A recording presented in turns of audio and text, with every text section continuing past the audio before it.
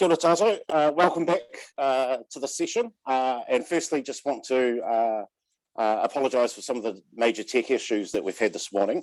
Luckily, we've still had over 300 participants in the morning sessions despite this issue.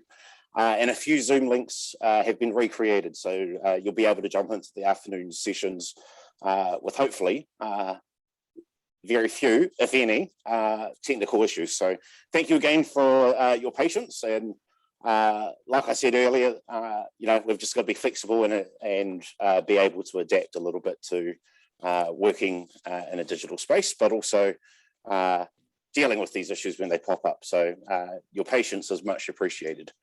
We're very privileged now to have the Office of the Auditor General, Te Mana Arotake, here to talk to us around their, I've forgotten the term for it, review, report rather. And so I'd like to welcome both Tanya Jury and Jason Hewett. Jason in particular is going to be presenting the report today, but Tanya's had a bit of involvement in the background as well. And so Jason is the Manager of Performance Audits, Sector Performance at the Office of the Auditor General. And without further ado, I'm going to hand over to him. So tēnā kōrero, welcome. Jason, kei a koe te wā. Kia ora, thank you very much. Tēnā koutou katoa. As was just mentioned, I'm the Manager of Performance Audit at the Office of the Auditor General. I manage a team of performance auditors that assess the performance of the public sector. For those of you who are not familiar with performance audit, they're not financial in nature. Instead, they focus on issues that a recent audit my team carried out was assessing the government's management of the wage subsidy scheme.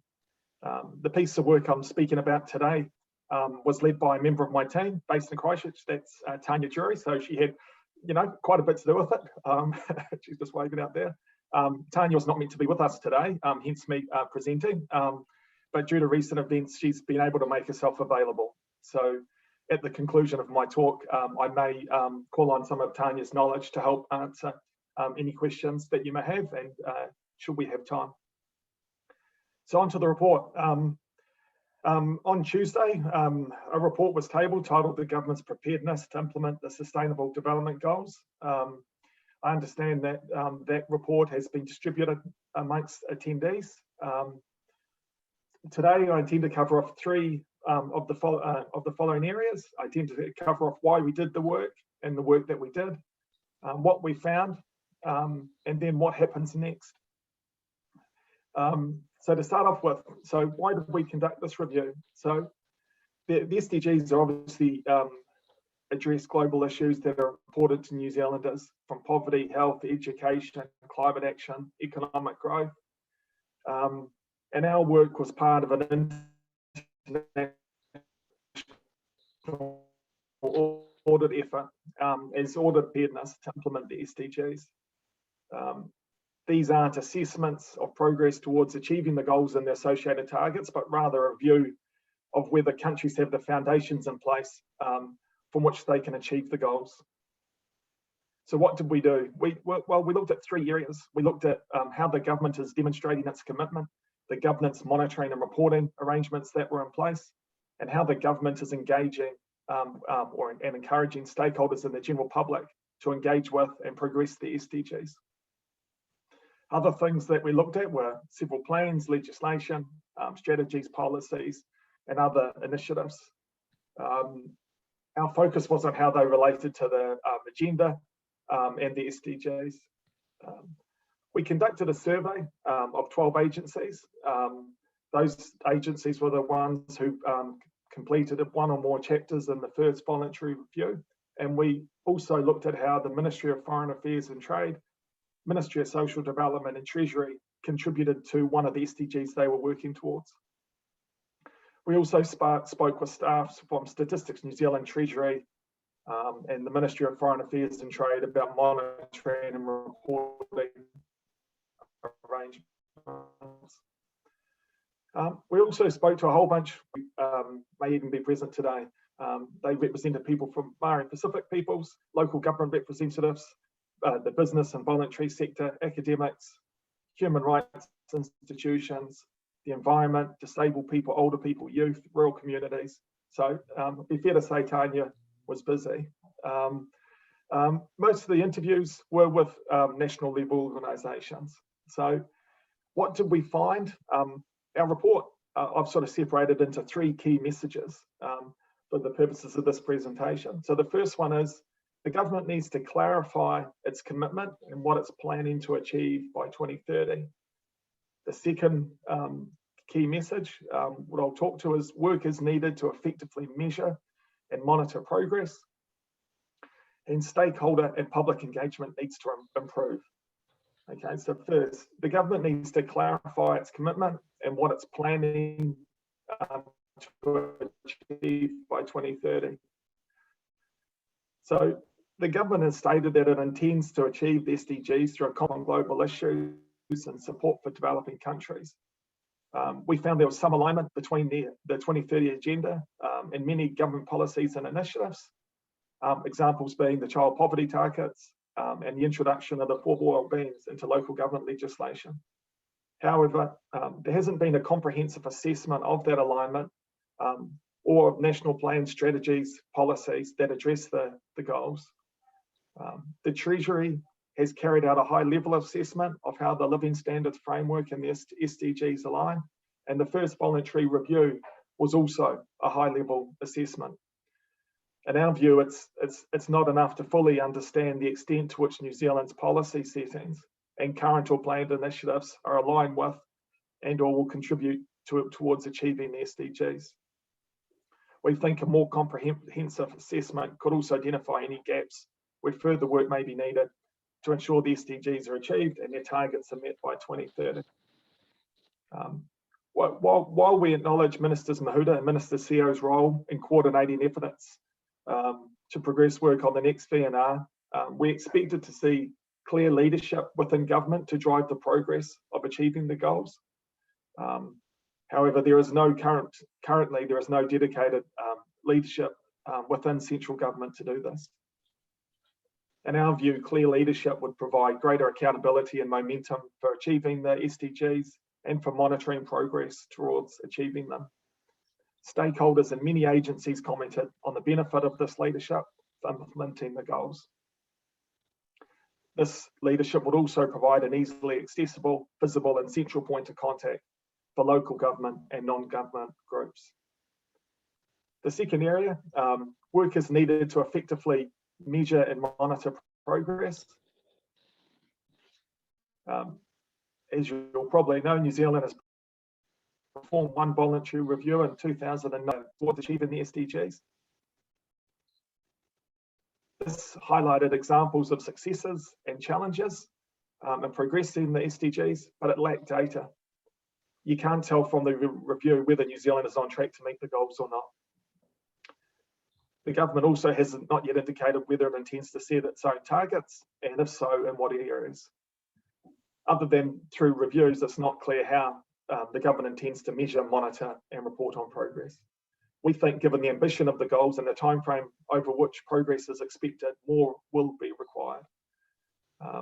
This will give the public and Parliament information they need to assess the government's performance and hold it to account.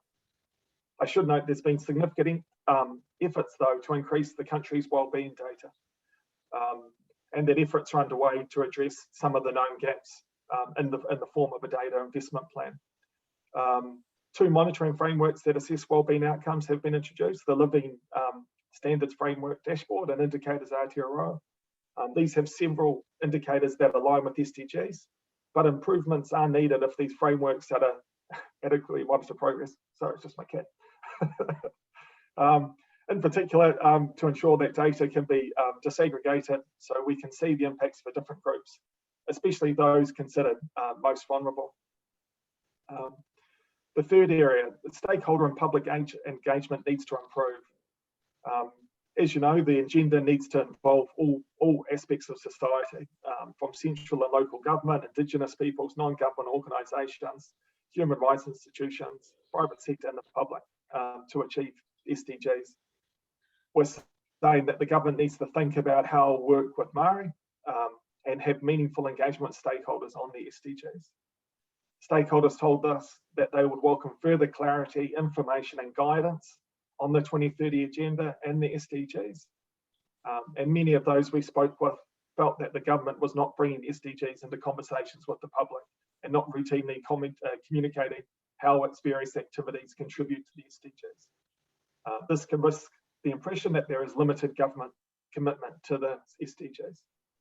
So we've made 7 recommendations to the government to progress New Zealand's preparedness to implement the goals.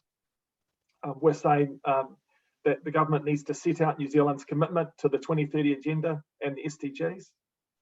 The government will need to consider how it works with Māori to ensure that this commitment and the subsequent plan upholds and reflects the Treaty of Waitangi, and also consult with relevant stakeholders. We're suggesting to carry out and publish a more comprehensive assessment of the extent to which policies and initiatives address the SDGs and targets, and set clear expectations for how the SDGs are to be incorporated at agencies' work and how they're expected to work together. In addition, we're recommending that they identify appropriate governance arrangements to implement the SDGs. Importantly, they need to set out a plan to achieve the SDGs and how it intends to monitor progress. And an important point, where possible, the plan should identify what can be achieved through existing policy structures and monitoring frameworks. On the data point, we ask that ensure that there is appropriate indicators and adequate data to regularly measure progress towards the SDG targets that New Zealand is aiming to achieve by 2030. And finally, to carry out a review of New Zealand's first voluntary review to identify improvements that can be made for the next time. So in conclusion, our office hopes that the government acts on these recommendations and takes the necessary steps to define, measure, progress against, and ultimately achieve New Zealand's SDG commitments by 2030. As I mentioned at the beginning, the report was tabled in Parliament on Tuesday. It will now be referred to a parliamentary select committee for consideration. Upon their request, we will be called to brief the committee on our report and suggest next steps for them. Our power as an office is to report.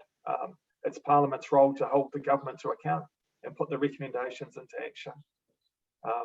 The timing of this briefing to the committee does vary from report to report. As with all our work, though, we may choose to carry out follow-up action on the recommendations or on any aspect of the audit when we consider our next work program. We also may seek further updates from government where we consider relevant to do so. Thank you for all that have helped out with this review. Just some final remarks. Some of you may be present here in the summit today. Many contributors to this report were also involved in COVID-19 recovery efforts during our review, and the time they took to contribute to our work is greatly appreciated. If there's time, I'm happy to answer any questions that you may have, and if they're too tricky, I might pass to Tanya. But yeah, thank you very much for your time, Kira. Good, Jason. Thanks for that there. I think we do have a little bit of time for questions. I've seen a couple pop up in the chat, so sorry, I'll just bring... With this report, it seems like we're a little bit behind. We're almost at 2030 and we're still talking. I'm not too sure that Jason can probably answer that, but I think that's probably the point of these summits and these forums, is to start having a bit of a chat around the SDGs, and, you know, coupled with this report from the Office of the Auditor General, looking at ways in which we can hold the government to account and develop a bit of a plan moving forward, a bit more collaborative action in the SDG space.